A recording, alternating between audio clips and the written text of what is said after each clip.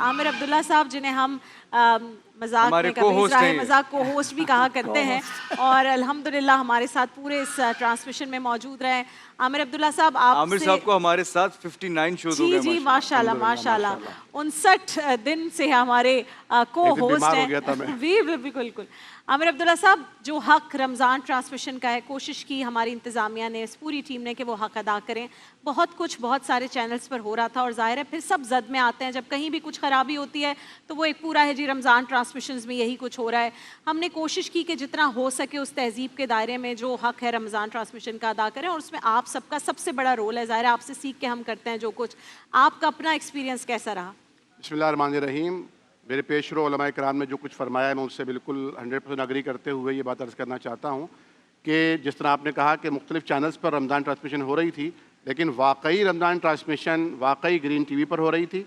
संजीदा मौज़ूआत थे और वाकई रिलेवेंट मौज़ूआत थे जो माशरे में पैदा होते हैं, लोगों को जिनको एड्रेस करना ज़रूरी होता है। और उलमाए किराम के माबैन इल्मी इख्तलाफ हुआ, लेकिन कहीं भी मुखालफत देखने में नहीं आई।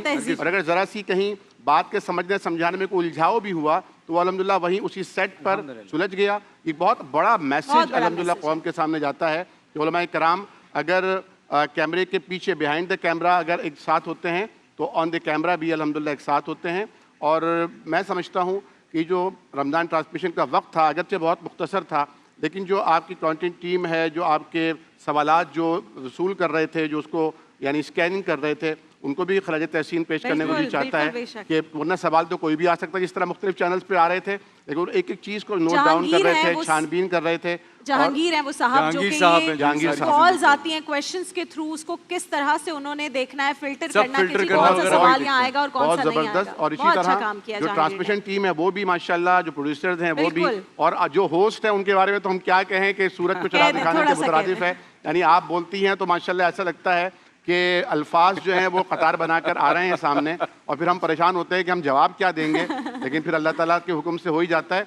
और मैंने कहा कि शायद जो हमारे दानिश भाई हैं वो जो हैं वो उलमा की महफिल में ज़्यादा बात नहीं करते। तो आपने बड़ा खूबसूरत कहा कि वो अदब का जो है ना वो ज़्यादा एहतमाम करते हैं।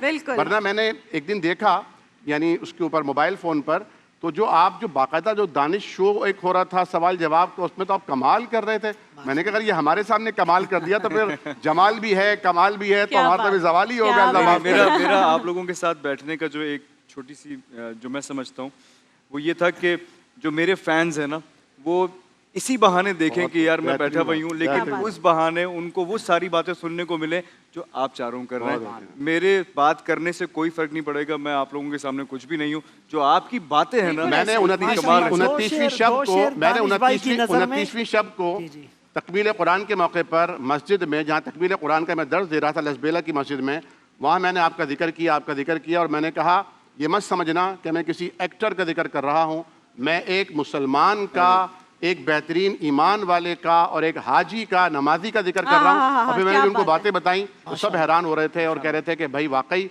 माशाल्लाह, जब कुर्बतें बढ़ती हैं तो पता चलता है कि हम समझते हैं कि शायद हम जो है वो बहुत नेक हैं, हालांकि दूसरा हमसे बहुत नेक होता है। अल्लाह हमें भी वो नेकी अता फरमाए।